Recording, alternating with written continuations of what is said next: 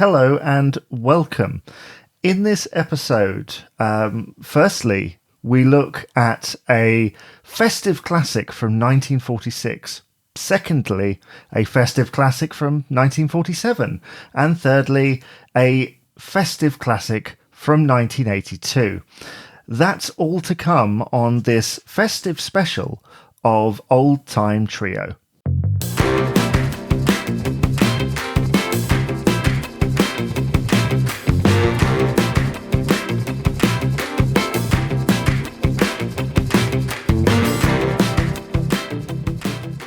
So the first film that Andrea and myself will be looking at is the 1946 Christmas fantasy drama film It's a Wonderful Life, which was produced and directed by Frank Capra.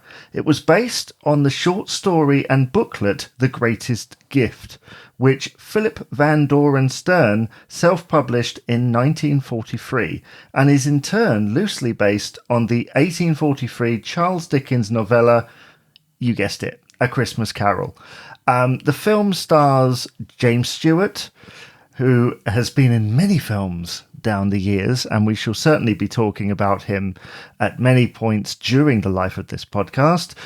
Donna Reed, Lionel Barrymore, Ward Bond as well in a much smaller role. This is a festive classic, but not necessarily successful at the time. What do you think of It's a Wonderful Life? Oh, that's a tall order. I'll try and keep it brief. I mean, there's so much I can say because I've been watching this film pretty much every Christmas, like I'm sure a lot of people, for most of my life, I think. I can't remember the first time I saw it, how old I was. And it's just so cozy, but like, it makes you feel cozy, but it's not twee and it's not super festive.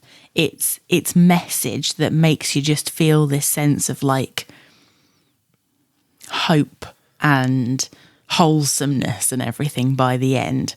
And it's so compelling. There's some really intense moments. I think it's one of those films because it's on every year and everyone's been watching it on TV for like, you know, I want to say it started being shown on TV in like the 60s, something like that. Something like that. Early 70s maybe. So what, we're talking about like 5 decades. I think it's just been there so long that people laugh at it a little bit. You know, it's easy to take the mickey, isn't it? It's easy to do a Jimmy Stewart impression and make it a bit of a joke, make it a bit of a laugh. I don't know what you mean, gosh darn it. This is one of those films that, as I say, wasn't successful when it was released, and I think it was kind of thrown away, and I'm not 100% sure, but I'm sure it fell into the public domain, or certainly it wasn't as well guarded as perhaps a festive classic would have been. And I think it got pulled out of the public domain once they realised, oh, wait a minute, you know, that there's like the underlying story is still in copyright and there's other bits and pieces. But in the meantime, it got played on all these like little channels and it became a festive classic because of those repeats, which, you know, is understandable because obviously familiarity in this case doesn't breed contempt. I don't particularly have I don't have a fondness for this movie. I have a little bit of a problem with it in some cases because it's just been parodied in too many things. Yeah. For me, it's just too parody. I find it very difficult to take the film seriously.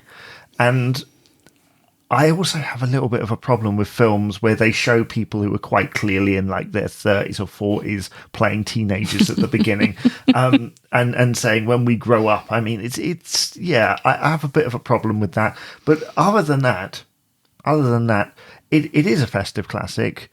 It is one of those films where you watch it every year and you enjoy it. I think actually, in hindsight, you're supposed to be watching Jimmy Stewart and Donna Reed. I thought the guy playing the angel, whenever I watched this, you know, he's not, in modern terms, a familiar face, but he's one of those. And there's another film that we'll talk about in a little while that has the same thing where you're like, he's not familiar, but he's familiar because of this film. Yes. To a modern audience. Yes, exactly. I think, as you said, I think that was what I was going for in saying it's been so imitated and everything. It is almost, it's hard to watch it without those layers of parody on top, without seeing that. Yeah. So I think it can take away from it, enjoyment of it in the modern day. But yeah, I think it is so easy because of that to overlook all these brilliant performances in particular in this movie, and we'll talk about it, I'm sure, in the next two discussions. Yeah, I think there is a lot more in there than you realise on the surface of it.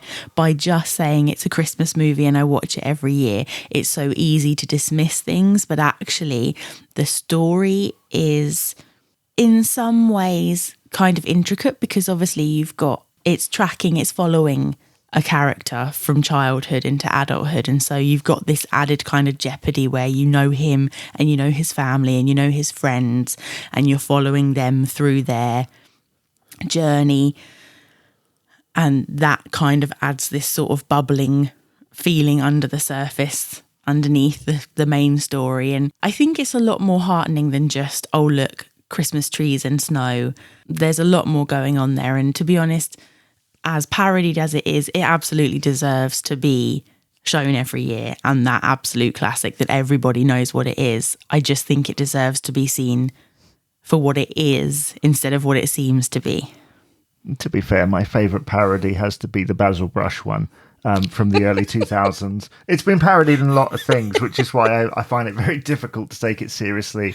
And like Gone with the Wind, you only remember the last 2 minutes, which is all the Christmassy stuff, which I think is why people wait for that moment. Yeah. So that is the 1946 movie, It's a Wonderful Life. We won't be doing ratings in this episode because, to be honest, all three of the ones that we've picked here would be a 10, I think. So it would be unfair to rate them. And in this case, I'd probably rate it a 4. But, you know, let's move swiftly on to the next one, shall we?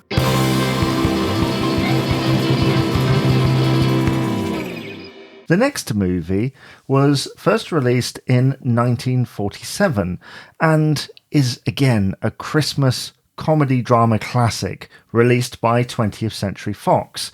And it's been broadcast on Film 4. It's on Disney Plus as well because of 20th Century Fox. And it's on DVD. And to be honest, all three of these movies have that distinction. They're on everything, basically. So there's not any particular thing. So Miracle on 34th Street, written and directed by George Seaton, based on a story by Valentine Davies, and it stars Maureen O'Hara, John Payne, Natalie Wood, and Edmund Gwen. And yeah, this film really asks the question, do you believe in Santa Claus? And I say to you, ask you, do you believe in Santa Claus after seeing this movie? Well, I think you'd have to be pretty heartless not to. Again, a very compelling story because of the underlying kind of backstory that we come in on. And again, very character driven. And so it pulls you in. It's heartening. It has like light moments of comedy and sweet moments of kind of childhood, you know, innocence and then cynicism balanced together. It has you as the audience questioning the commercialism around Christmas, and is that important, or is the family and charitable and coming together element much more important? Yeah, I think again, a lot more going on under the surface of it than it seems, but a very well balanced film, I think. It balances the comedy and the drama and the sort of injustice and that kind of moment where you think, no, come on, you know, right must prevail. That it's all very balanced. There's not too much of anything. No, I think this film, I mean, it is a masterclass, and I'm glad it's available for streaming. I'm glad it's available because I hadn't seen it before we watched it the other day. And it's worth noting that Edmund Gwenn, who I wasn't familiar with as an actor, I don't think I've seen him in anything else, who plays the named Kris Kringle in this movie, he actually won the Academy Award for Best Actor in a Supporting Role. To be honest, he was pretty much the lead throughout the entire thing, I think, considering it just centers around him. Just for note, the film won 3 Academy Awards overall. Gwen, as I mentioned, Best Actor in a Supporting Role. Valentine Davies for Best Writing, Original Story, and George Seaton for Best Writing Screenplay. And it was nominated for Best Picture, but it lost to the film Gentleman's Agreement, which I think was a 20th Century Fox and needs to be on Disney Plus. But that's an argument for another show and another podcast. But this film, seeing it for the first time, because I think you've seen it a few times, and I have. You're something of a Maureen O'Hara fan, so you've seen a lot of these films. I hadn't seen this one before, and they made one later in the 90s with Richard Attenborough, which I hadn't seen either. I still haven't seen it, and I imagined that one being just a little bit more, as they say, family friendly in its tone, whereas this, I felt, it's just a film, right? It's not trying to be a kid's film. It's not trying to be a right out righteous comedy. It's not trying to be a family film.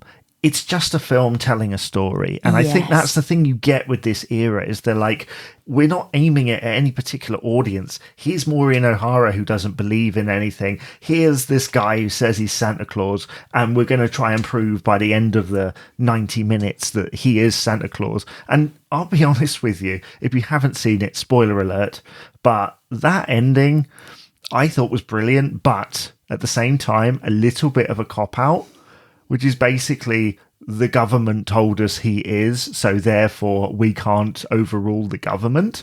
I just thought, well, that is like the writers have just pushed themselves into a corner and gone, you realise that they're pretty much debating throughout this entire movie whether it's plausible or not. And you think that's the conversation that's happening in the writer's room, spreading out onto the page and into the mouth of William Frawley from I Love Lucy, who, to be honest, is, he was unexpected. I was not expecting him to be in this movie. And the fact he brings politics into it as a character, and it just has so many layers. Yes. So many layers in there, which I thought was utterly spellbinding. And the judge having to choose between all these different things of right and wrong. And I've heard a radio adaptation with some of this cast, but on screen it's even better. And it kind of reminded me of the movie Inherit the Wind from the early 60s that we watched a few years ago, mainly because of the courtroom drama. But this film was flawless, and I would happily watch it again because it gave me this sense of wonder. I did think a little bit that the last scene was like, now we're shoehorning in that magic bit at the end that doesn't really need to be there. Yes, it is a little bit questionable that we haven't definitely said, basically it's the law going, well, he's Santa Claus, whatever, because we want to get rid of a bit of post, which is very topical right now. Extremely topical. But yeah, it is flawless, but there's also a few things where you're like,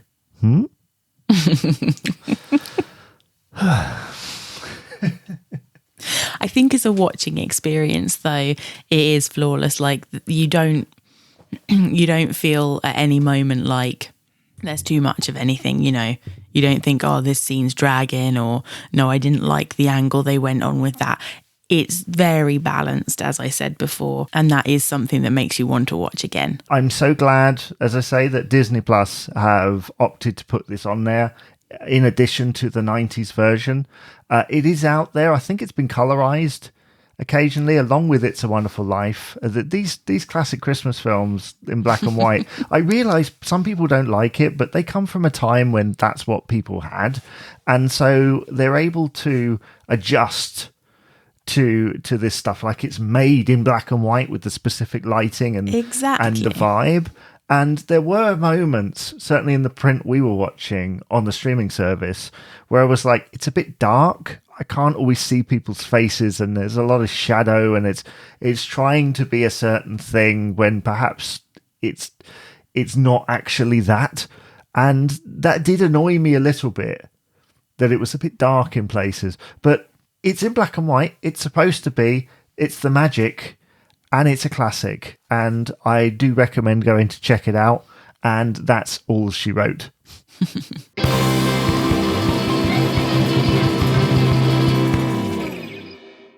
Now, the third film in this podcast is a little bit of a departure, because you couldn't say it's a classic movie. It hasn't been in the cinema or anything like that, but it has graced the silver screen, the small screen rather, for the last 40 years on Channel 4 and via streaming as well for the last few years. And we're going to discuss this one because this year the author, Raymond Briggs, passed away this year at the age of 88. And his work means a lot to a lot of people, because obviously he did the film we're about to talk about. He did Father Christmas, which is something of a sort of a follow-up-y type thing in filmic terms anyway. When the Wind Blows, and Ethel and Ernest, which is this wonderful book and film, which we might break ranks one time to discuss it. I think I could probably talk about it all day in some form. Not classic, but classic in tone. The film we're talking about is obviously The Snowman from 1982. It's been on Channel 4 pretty much every year since then. The director was Diane Jackson. It's based on The Snowman by Raymond Briggs, the sort of graphic, illustrated book. Have you read that book? Have you looked at the original cover of that book? I've seen the cover. I haven't read the book as far as I can remember. I think something that's obviously very was well received at the time and is pretty magical is that they managed to recreate the art style in the animation. Yeah, I've always found that to be quite a magical thing. The story is told through pictures, action and music scored by Howard Blake, and has absolutely no dialogue whatsoever, although the version I watched earlier today had a very short introduction by David Bowie, which to me it just kind of ruined the vibe. But I guess they're like, well, it's a bit of a throwback. It's what they did on the original broadcast of it. Obviously the big song in it is Walking in the Air, which is associated with Aled Jones, but hold the front page. It's Peter Orty actually singing in the film. It's not Aled Jones at all, which I'm sure he tells everybody year after year. He's like, I'm not actually in there. Because I'm sure every year it's played, someone says, oh, you're going to get some royalties. It's like, nope, not me. So, yeah, The Snowman is this magical thing because, like I say, it has no words in it whatsoever. It's all told through pictures. But I tell you, the thing that confused me is that when I was a kid, I had this like charity video, and I'm sure people will remember they used to do these videos for like the NSPCC, and they'd have like segments from things. And there was a segment from The Snowman, and it's when the snowman goes flying, and then they meet up with all the other snowmen, and it's Santa Claus is there, Father Christmas is there, and there's that sequence. I always forget when I watch the actual film, because that's the sequence that was on this video and that I watched over and over again. I always forget this film has like 10, 15 minutes of other stuff at the beginning, which, to be honest, is kind of boring. But that's just because I'm used to this other thing. And I sat down with our son and watched this, and was watching his face thinking, he doesn't care that this is 40 years old. This has this storybook come to life feeling that all of Raymond Briggs' work has. And that music and the way that it lifts and the way in which the camera like turns as they're about to lift off and stuff that they recreated later, which I'm so glad they did that just makes it magical. And what a film. I mean, what a film. I mean, it's the shortest film we're probably ever going to cover because it's only about 25 minutes long, but it's worth covering because it manages to do more in 25 minutes than some films do in 2 hours. Well, this is true. I mean, I think it's one of those things that growing up you don't realize it's just a short film. Basically, it immerses you completely. You go into the world, and I don't think as well that I never noticed as a kid that they didn't speak. It tells you the story. You don't need speech. You don't need dialogue. It just communicates the essence, the story, the feelings, the excitement, everything perfectly. And it's a phrase you said, a storybook come to life. That's exactly what it is. And it's so magical. And you get real highs and lows with it, which you wouldn't necessarily expect from something, I guess, mainly aimed at children. But then I guess in some ways, it's timeless. It is. It's utterly and timeless. Ageless. Because it would be very easy in 1982 to show him with a record deck or anything like, or, the TV. Yeah. I mean, you have a sequence with the TV, but other than that, it's fairly timeless. Yeah. And there's nothing in there that kind of says this was made in 1982 or whatever. No, there's nothing that makes it feel like this was yesteryear. This is just a kid and a snowman. Like, nothing else matters. There is nothing else. I can't even think. I haven't seen it for a little while, but I can't think if, like, you see any cars or anything like that in the street. I don't think that you do. I think it's just open fields and stuff, isn't it? It's pretty much over. Covered in snow. Yeah. Yes, this is the thing, isn't it? And I love the fact, and I noticed this, normally when you decorate a snowman, you decorate it with a carrot, but they decorate it with like an orange or an apple. Yeah. And, I was asking our son, like, what's he decorating it with? What's his nose made of? And I think he looked at me like I was weird because I'm noticing this stuff. But I think it's either how it is in the book, because I haven't seen the book for a long time. Yeah. Or they thought it's a lot easier to show that and animate that than it is a carrot, because it doesn't stick out on the face quite so much. And yeah. I'm doing a miming action on my nose. I wonder whether he designed it that way. I'm sure it is. I'm sure it's in the book as well. I'm sure that in the image on the front cover, it's the orange instead of a carrot. I might be misremembering, but I think it is. I wonder whether when he was designing the character, he thought a carrot is kind of hard to make consistent. And also there's something so sort of spiky and blunt about it. If you think about the design of everything, it's very soft.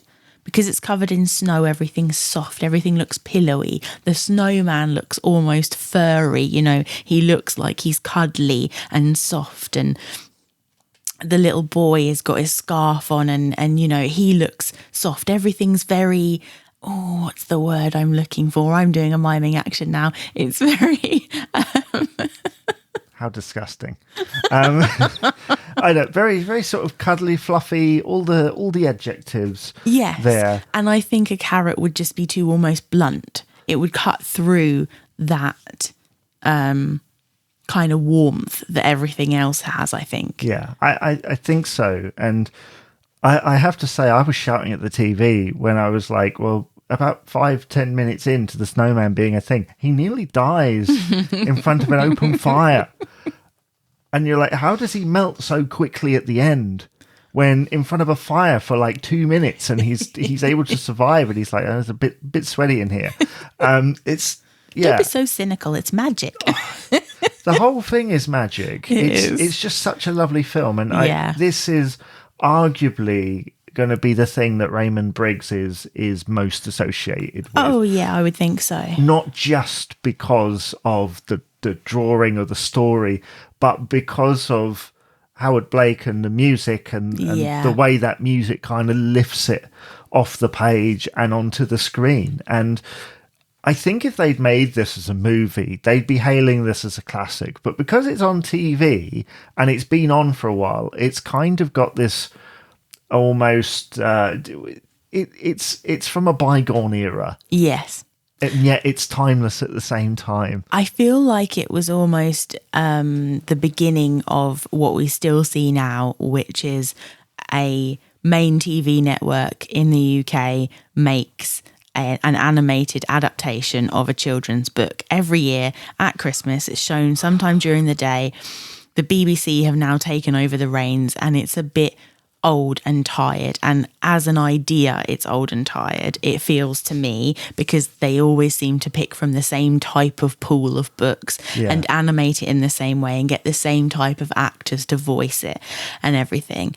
But that's lightning in a bottle. Exactly. That one. I think it's easy to overlook because it was almost the first, but it doesn't have any of those extra frills. The artwork is so muted in its colours, and it is so storybooky, and so he managed to make, obviously, the artwork in the original book. It almost feels like a child colouring in. Mm-hmm. It's that art style, isn't it? And so it's not as visually stimulating as the way that they make these animations now at Christmas time, the style. And I think it's easy to go, but that was back there. Oh, it's just the old-fashioned one. It's the one that was years ago. It started it off, but is better now. And you think, but it, like, I think out of all of them, it just has something special. And kudos to Channel 4 for continuing to make them every other year. I mean, they did one with Quentin Blake the other year where they actually used the art style. I find the BBC ones, like the Gruffalo's Child, like Mole in the Hole or whatever it was called, Snail and the Whale. It's always something like that. Yeah. And they're always about 10 or 15 minutes long. And again, I sat down and watched the Gruffalo the other day, which came out like 10, 12, 13 years ago. It's looking a bit tired now. It's looking a little bit aged, whereas the Snowman is just the Snowman. And they're, our son enjoyed both of them. They both have their merits, but the Snowman, there's just something about it that goes beyond nostalgia. And the less said about Father Christmas, the adaptation. I love that one. I think that's great, but the fact he talks in that one kind of takes it out. I think so. It kind of bloomin' ruins it a little bit. Yes. Although I do have another bloomin' Christmas in my head right this second, so... I think the thing with it, though, is you remember it fondly, but it's more of a nostalgia. You remember being a kid and seeing it and thinking, oh, that's so funny. Father Christmas is grumpy, and seeing him in all these other situations other than just in the sleigh giving out presents. And he's like gambling and smoking and all kinds of stuff. And it's like... Whereas the Snowman just holds up to anyone in any era of life. It is always what it was when you first saw it, I think. Yeah, I think so. Like I say, it would be impossible to rate any of these. We're not going to on this because all of them, all the three films that we've talked about today have been absolute classic. And from there, we shall draw this to a close. But I shall say thank you very much for listening. This is the last episode of the year. We'll be back in the new year with more episodes. Hopefully, we'll see what happens. Do look out for the other podcast that I do called The Streaming Stop on Old Time Review.